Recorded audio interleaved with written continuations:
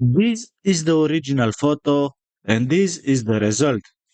This is the original photo and this one is the result. This is exactly what you learn in this video to do. It's very, very easy.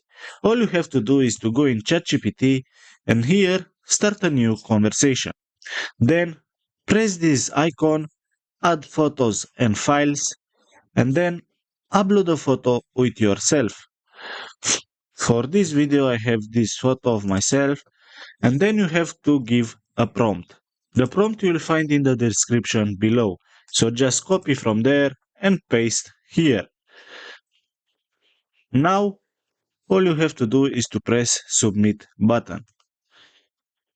And there you have to wait just few seconds or maybe 1 minute and you have a beautiful artwork with AI.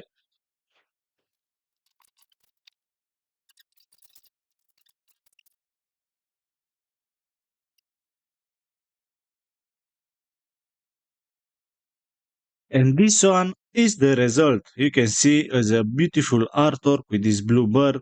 So this is what you have to do. If you like this video, don't forget to press the like button and subscribe. And I will see you in the next videos.